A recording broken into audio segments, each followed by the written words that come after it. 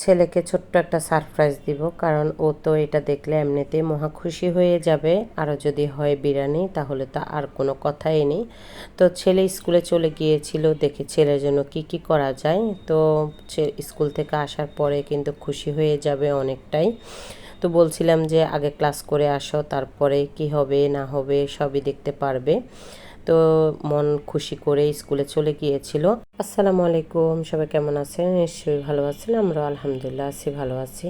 ফ্রিজে গিয়েছিলাম যে একটা মুরগি পেয়েছি, তো ঝাল করে রান্না করব। তো মনে পড়েছিল যে আমার তো ছেলেটার জন্মদিন, তো ওর জন্য স্পেশালি কিছু করা যায়। তো ফ্রিজে যা যা ছিল হঠাৎ করে সব কিছু রেডি করে বিরিয়ানির জন্য আমি মুরগিটা কষাচ্ছি। তো সুন্দর করে বিরিয়ানি করে নেব, কারণ ও মুরগি বিরিয়ানিটা অনেক পছন্দ করে। তো আমাকে বলছিল যে আম্মু আজকে কি কিছু আছে নাকি, দেখি বিরিয়ানি করতেছেন, দেখি মায়ের মনে আছে নাকি। তো ছেলে মেয়ের জন্মদিন, এটা মার মনে থাকবে না, এটা তো কখনোই হতে পারে না। তো মাটা কি করব ওইটাই চিন্তা করতেছি। আর ছেলেও আসলে কোনো আবদারি করে না, আমার কষ্ট হবে করে কোনো আবদারি করতে চায় না। মেয়েরা এমনিতেই সবই আবদার করে, ছেলেরা আসলে মার কাছে কোনো কিছুই বাবার কাছে এত বেশি চাহিদা নেই। তো আমার ছেলেরও তেমনি, যে কোনো চাহিদাও তার নেই, শুধু খেতে পারলে হলো, একটু ভালো মন্দ রান্না করে খাওয়ালে ছেলেটা অনেক খুশি। তো তার জন্যই কিন্তু আজকে বিরিয়ানি রান্না করতেছি। অনেক মজা করে বিরিয়ানিটা রান্না করেছি, খেয়ে কিন্তু অনেক প্রশংসা করেছে যে আম্মু বিরিয়ানিটা অনেক মজা হয়েছে। তো আমি ঝটপট করে বিরিয়ানি রান্না করে নিয়েছি, যেভাবে প্রতিদিন রান্না করে ওইভাবে। আর কিছু সিদ্ধ করতে দিয়ে দিয়েছি ডিম। তো ডিমটাও সিদ্ধ হয়ে গিয়েছে। আর আমার আব্বার জন্য একটা কেক নিয়ে আসছি।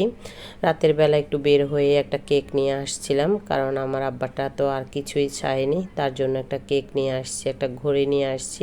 ওই ঘড়িটা কিন্তু পড়েছে আর অনেক খুশি। আর শার্টটা কিনে দিয়েছিলাম, তো কিছুই চায়নি আমার কাছ থেকে, বলছিল যে আমার কিছুই লাগবে না। তারপরও ছেলে, আমার একটা ছেলে, তাকে তো অনেক কিছুই দিতে ইচ্ছা করে। আসলে সাধ্যের ভিতরে আমরা যা চেষ্টা করি কিছু একটা দেওয়ার জন্য। তো যা ছিল তাই আমার কাছে আমি দিয়েছিলাম, আর অনেক খুশি হয়ে গিয়েছিল। এই ঘড়িটা পেয়ে কিন্তু অনেক খুশি হয়ে গিয়েছে, আর কিছুই চায়নি। মনে হয় যে অনেক কিছু সে পেয়ে গিয়েছিল। তো কেকটা কাটতেছে সবাইকে নিয়ে, আগে ছোট বোনটাকে খাওয়াচ্ছে। আমার থেকেও অনেক আনন্দ লাগতেছে, কারণ হালকা পাতলা হলেও আমরা বাসায় যারা যারা ছিলাম সবাই মিলে একটা কেক কেটেছি, আর কিছু বিরিয়ানি করেছিলাম, কাউকে আসলে বলা হয়নি। তো আজকের ভিডিওটা কেমন লেগেছে অবশ্যই কমেন্টস করে জানাবেন। আর ভালো লাগলে একটা লাইক কমেন্ট শেয়ার করবেন, ফেসবুক পেজটাকে ফলো করবেন, ইউটিউব চ্যানেলটা সাবস্ক্রাইব করবেন। আর আমাদের সবার জন্য দোয়া করবেন, আমাদের এই সুখী পরিবারটা যেন খুব সুন্দরভাবে থাকে, এইভাবে যেন সবাই মিলেমিশে একসাথে থাকতে পারে। তো এই যে বিরিয়ানিটা এখন কিন্তু সবাইকে বেড়ে দিচ্ছি, আর কিছু সালাদ কেটে নিয়েছিলাম, বলেছিলাম না এমনিতেই শুধু সবাই বাসায় খাওয়ার জন্য। তো আমার পাশে আমার ভাবি আছে, তাকেও বলেছিলাম যে চলে আসার জন্য, কারণ ছেলে অনেক অনেক খুশি হবে। তার আন্টিকে ফোন দিয়ে বলেছে, রাত্রে কিন্তু 11:30টার দিকে কিন্তু ভাবিকে ফোন দিয়ে নিয়ে আসা হয়েছে। বলছিল যে আপনি অবশ্যই আসতে হবে, না হলে কিন্তু আমি রাগ করব। আর আমার সোনামণিটাকে দিয়ে দিয়েছে, ও কিন্তু খাচ্ছে এখন, অনেক সুন্দর করে সেজেছে। ভাইয়ের জন্মদিন, ওরও জন্মদিন সে বলতেছে।